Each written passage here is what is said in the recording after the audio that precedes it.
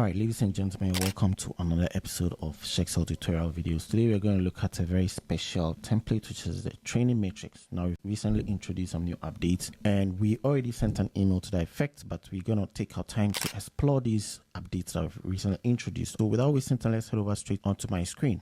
Alright, so basically the focus of the update was on the qualification matrix because we noticed that there was a bit of duplication of effort when people update the training programs for each job position. They would have to sort of repeat the process again in the training matrix, because within the training matrix you'd have to select job positions for each employee, and we just thought that it's really appropriate to ensure that the qualification matrix can easily be transferred over to the training matrix so that it's actually a progressive work you're doing without having to restart all over again. All right, because after putting the hard work of really identifying training for each job position, then you wouldn't have to sort of repeat the whole process. Actually, that should serve as an important input for it to proceed further on the training matrix. So this is exactly what we did. On the qualification matrix, previously you needed to just select X, and the conditional formatting was the fact that it's going to turn green, indicating that training was needed. And if training was not needed, there was no reason to really put in anything. But somebody actually sent an email requesting us to show some sort of indication if training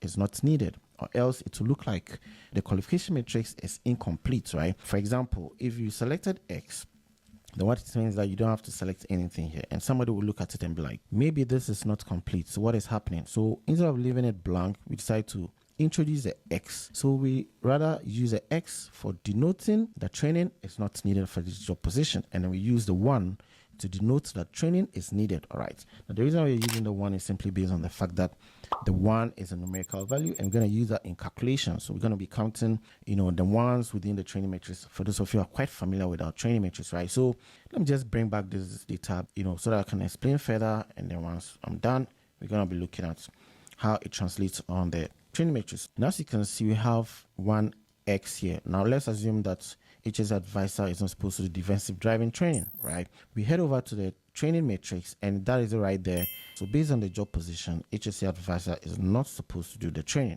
All right, so if he's not supposed to do training, then what it presupposes is that you're supposed to remove this one because training is not needed for this job position. So we get rid of these entries, which is the T, the M, and then date of training, and then the next training, the date of training. Take note, the next training date is determined automatically. And when you head over to the training summary, you're going to notice that it is there as not needed. Take note, not applicable. This person is not supposed to do the training, right? Because we are looking at this job position, HSC advisor, right? So let's head over back to the qualification matrix and let's remove this X. In fact, there's no point to remove the X. Now, there are two outcomes. It's either 1 or X. Right, so let's assume that he's supposed to do the training. If you're supposed to do the training and we head over to the training matrix, you see that it's now indicating 1, which means that that step of having to enter 1 manually across the worksheet has now been removed. We've removed that redundancy, that duplication of effort of having to indicate 1 all throughout. You rather want to focus the 1 on when you actually carry out the training, because that is very motivating to enter, right? So that's exactly what we've done. So if this person is supposed to do the training and it's not done the training, what does that imply on the training summary? It's going to show as not trained, right? It's as simple as that. So let's look at it again. Qualification matrix, training is not supposed to be done by this person, and that is based on the job positions. When you go here, now it's showing as X, and the training is not supposed to be done. So on the training summary, it is there as blank, right? Not applicable. All right, and if training is needed by this person, we click on 1, okay, and then when you come here, it's going to indicate as not trained because it's now showing here as 1 and we've not completed the training. Wow. So that is pretty much the improvement that we've introduced. Now again, another improvement we introduced has to do with the fact that the training dashboard, we created 2 versions of it. In our previous template, we had a duplicate of this with different colors. That was totally not necessary, though we're giving options for users to actually select which one they prefer and hide the other. But we thought it wise to look a lot deeper into the analytics and do another dashboard. So we replaced the old dashboard with the new one where we look at the validity status of the training. Now take note that on our training matrix, it looks pretty good, right? Because we've planned training for 10 workers 149 times across the worksheets. We've completed the training 134 times across the workforce basically, and we have a training completion rate of 90%. All right, so if I refresh the workbook, that's basically based on the latest update to this database. When we refresh, it is actually 90%. So that's exactly what we have there, right? Now, the fact that we have 90% training completion doesn't necessarily mean that we are in good standing. If you look across the worksheet, a lot of them are long overdue in terms of retraining, because some are supposed to be quarterly, 2 yearly, and let's say twice yearly, monthly, bi-monthly, and the rest, right? So we've not done refresher training for this, and lots of them actually have expired. So when we come here, we can see that they've all expired, a lot of them.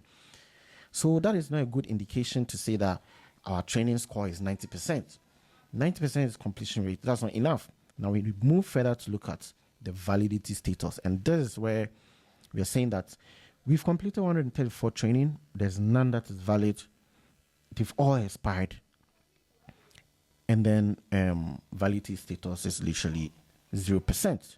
So this then tells you that your training and development strategy for your workforce is not working, because you have a lot of gaps. So this is an opportunity for us to implement corrective action to say, hey, let's complete the training for all of these guys. Let's allocate budget, to ensure that we've carried out all of these, so that employees are in good standing. Their competence is continually improved, to ensure that we're able to prevent accidents and injuries at the workplace. So that is basically what we've introduced in our new updates. And when we head over to various worksheets, these are all the report that we use for creating this dashboard, right? Because we have the training validity stats within the template that looks at the number of training that have expired, what is valid, what is expiring soon. We have training employee valid training score, which currently is all 0, because all the training have expired. So there's no single valid training of any employee. And then again, we have the expiry score, which is all 100%, because that's actually the remainder of the score, the completion score or the validity score. The remainder is the expiry score, right? And then we have the training hours allocated for each training program, like how many hours was utilized as far as training this program was concerned, and how many hours was spent by each employee on the training that was done for them. And then here we have the monthly training, which goes through the worksheet based on the list of dates that we have here. If you look within your template, the scope of your report, the starting date, the ending date, you just provide a list of dates here. And we can actually use that to select from the drop-down list to have a complete year training hours. So you can have a chart like this, look at all the training hours. Yeah. So that's pretty much what the improvements are. Now take note that we did this improvement with the intention of also creating a Power BI model of it. Now there's the advantage of the Power BI is basically the fact that we can, publish the report on Power BI service and can have a web version of it and share it within your organization. So we will be introducing to you our Power BI model. And that is very, very simple. All you need to do is just head over to, our websites like this. Okay. Though you have access to the Power BI template, if you make a purchase and all of that. So just scroll all the way to the middle part. Come right here and look at the training. That's the training matrix. That's the Power BI version. Okay. So whatever we have on the Excel, we've now populated it or transferred it onto the Power BI. And we come up with this, the guide, basically telling you what Power BI is all about, what the training matrix is about, and why we have this visualization sitting on top of the training matrix, giving extra visualization features to the template package, right? How to download the file. You can actually purchase it right here.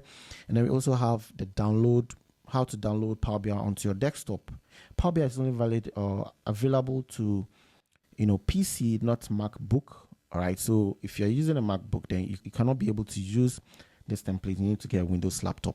And then how you can actually connect this dashboard to the Excel version of Training Matrix, and then how you can get support and everything, right? So there's always a home tab where we can look at each employee's training score. So that's basically what we have here. The number of employees, planned training, completed training, employee training score. And that is basically the completed training across the workforce, right? That's what we have here, and that is exactly what we have in the database. Now take note, we've updated the database based on the changes because of this tutorial video, but it used to be there as 93%. Now it's there as 90%. In order for that to update, we need to open the Power BI template and go to a data, the Power BI data section and refresh the workbook. So it's going to update. We are using the web version right now because it's published on the website, and I'm using my MacBook, so I'm not able to open Power BI on this computer except I switch my setup to my Windows laptop before I can show that. All right, so I'm going to be doing that later on, but at least for the purpose of this video, we can look at this dashboard. All right, so we have the program completion score, which is basically the number of approved programs on the approved list in the training matrix, the planned program, right, within the training matrix, because there's approved list. You have your list of training programs. You can have about 100 of them, right, because it's been optimized for 100 training topics. And then once you input them in the matrix, it's going to be counting that. So that's the planned programs within the matrix. And then we also have the planned training. So how many times you've planned this training program across the workforce? How many times have it been completed across the workforce? And we have our program completion rate, which is similar to the employee training score, right? Because we are looking at a matrix, and the matrix, there's the vertical array, the horizontal array, which is counting and both sides. So basically this is an error checking feature. Once you have 93% here, you should have a 93% there, and that should tell you that your results is correct, right? So basically we move on to the next, where we look at the training hours for each employee and the one that has been utilized for the program. And we have the overall training hours that have been spent. So that's more like the training man hours. Okay, with the training man hours, we can use that for insightful decision, data-driven decision. For example, if you are spending a lot of hours on defensive driving training, then it presupposes that defensive driving, it entails a lot of activities, a lot of content, and for that reason, you want to allocate a much higher budget for this type of training, because maybe it's taking 2 or 3 days or whatever. All right, so this is an important indication. And then the validity score across our workbook within the training matrix, 137 was completed, 1 was valid. Expiring, that's quite a lot. A lot of them have expired. There's no single expiring, so the validity score is 1%. Now take note, as I did mention, this is based on the previous data that we used to refresh into this Power BI model. So if you want to have the latest update, or you always have to refresh the Power BI. Now that refresh process can equally be automated in Power BI, or even in the Excel version, you can equally refresh automate the refresh by making it to refresh whenever you open the workbook. All right, and then the training status summary. So the training status summary, as you see in the training matrix, we also have it right here, which is basically the planned training, completed training, valid training, expiring soon, expired. And then we can actually see here at glance the valid, which one is valid. You can go all the way. You can see it's 1, and that is this employee. Salom, that's myself. Defensive driver is valid, but all these other ones have expired, and that is a total of 136. And we have not trained, a total of 10. Once again, based on the latest data that we use to refresh into this Power BI model. All right, so this is basically the excitement that we've introduced for you to make your work much easier and experience the best of our solutions. Right, so if you're interested in this template, all you need to just head over to our website, and you can actually click here. Now once you click, it opens here, you come to get started and click on purchase. It takes you straight to Power BI, our website, where you can get an Excel file and then a Power BI version as well. And these are basically a reasonable price that we have here. Now the Excel file is $29, the Power BI version is $30.